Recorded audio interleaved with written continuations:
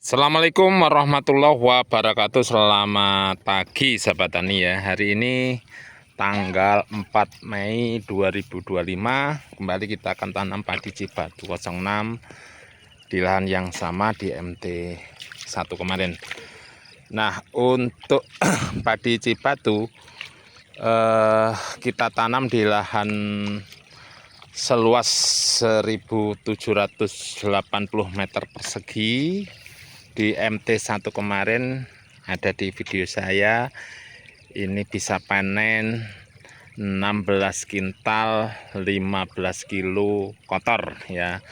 Nah, untuk padi Cibatu ini memang padi yang sudah tidak diragukan lagi untuk tonase dan beratnya ya, sehingga sahabat tani yang ingin menanam padi Cibatu ini salah satu alternatif varietas padi yang bisa untuk ditanam di MT1 ataupun MT2. Nah, kembali untuk padi Cibatu ini kita tanam di lahan ini dengan jarak tanam ya sahabat tani ya, dengan jarak tanam 27 cm kali 27 cm. Dengan ukuran ini ya saya rasa untuk di wilayah Lampung Timur ini ideal. Nah, tergantung dengan daerah sahabat tani ya. Kalau tanahnya memang subur, ini bisa diperlebar 30 kali 30.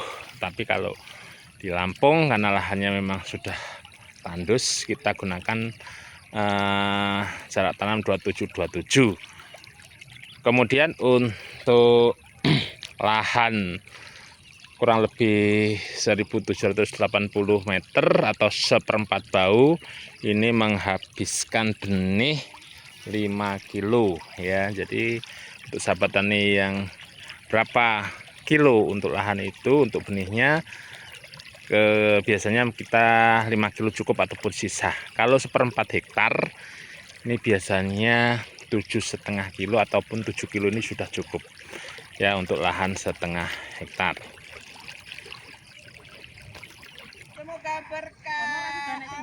Nah, untuk tanam kita tidak menggunakan mesin ya sahabat tani ya, kita menggunakan sistem manual. Dan sengaja untuk padi ini kita tanam lebih awal karena padi ini terkenal dengan umur yang lumayan lebih lama dibandingkan dengan padi yang lain. Untuk usia panen ya, jadi untuk usia panen ini kira-kira, bukan kira-kira ya, jadi untuk MT1 ini sekitar 110 sampai 115 hari. Kemudian untuk di MT2 ataupun kemarau seperti ini, menghadapi kemarau ataupun gadu, ini kisaran 98 sampai 100 hari setelah pindah tanam. Jadi untuk sahabat tani yang ingin menanam padi Cibatu, salah satu faktor yang dipertimbangkan adalah usia tanam ya. Jadi usia tanam yang lumayan cukup lama ini berpengaruh tentunya terhadap ketersediaan air. Jika ketersediaan air ini melimpah ya saya sarankan, tapi kalau ketersediaan air ini kurang, mungkin bisa menanam padi dengan varietas umur yang lebih pendek ya. Nah, untuk padi Cibatu selain umurnya lumayan cukup lama, ini juga ada sedikit permasalahan kaitannya dengan harga ya sahabat tani ya. Jangan harga di beberapa wilayah ini memang ada pengurangan harga sekitar 100 ataupun 200 perak. Tapi dengan potensi hasil yang ada selisih antara 3 sampai 4 kuintal per seperempat bau, atau bisa tembus antara 1 ton per hektar ya. Kemarin ada yang dari daerah Lampung, Wonosobo, ini ada selisih 1 ton per hektar. Tentunya dengan selisih harga dikurangi 200, padi Cibatu masih unggul ya dibandingkan dengan padi lainnya.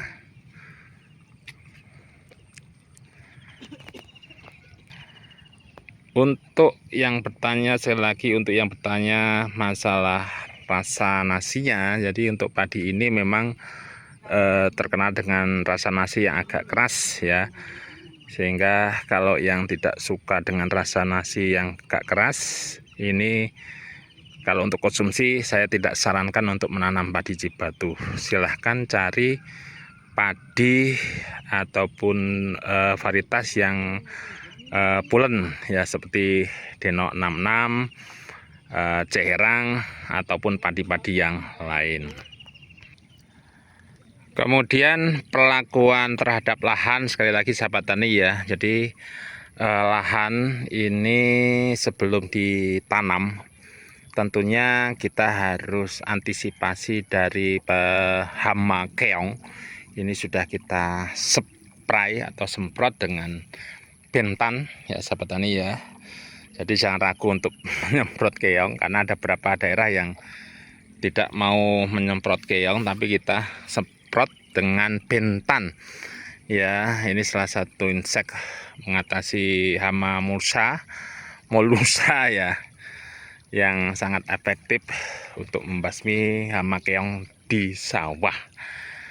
Nah, untuk musim ini sahabat tani ya, sengaja kita dulukan Cibatu, kemudian setelah Cibatu di lahan ini ya, kembali sudah sering saya sampaikan, ini kita akan tetap tanam padi pembawa buntung, penambah utang ya. Tapi kalau saya ini jadi pelunas utang, padi AGT 303 yang nanti lahannya kita akan garu hari ini insya Allah ya. Jadi setelah Cibatu nanti kita tanam padi AGT, kemudian ada Zizania, kemudian ada satu petak lagi kita uji tanam padi Primagul ya, yang kemarin kita dapat infonya dari Jawa. Alhamdulillah dengan pola tanam yang Jarwo 21 kita akan coba ditanam di wilayah ini atau di lahan ini. Tentunya dengan pupuk funginya juga akan kita lebih maksimalkan di MT2 ini. Selain padi yang tersebut tadi, kita juga di rawa akan tanam padi Thailand Jumbo, kemudian kita tanam Denok 66 di rawa sana yang kemarin kita tanam Cibatu.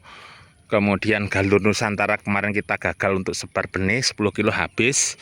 Terima kasih Mas Rudi, sahabat tani Nusantara yang telah berkenan untuk memberikan padinya lagi, baru dikirim. Kemudian kita akan coba lagi tanam padi Kolosebo dan jenis padi lainnya yang mudah-mudahan di MT2 ini, walaupun luar biasa serangan hama tikus, kita pasti berharap agar Allah memberikan rezeki, kita bisa panen sampai akhir nanti ya sahabat tani ya.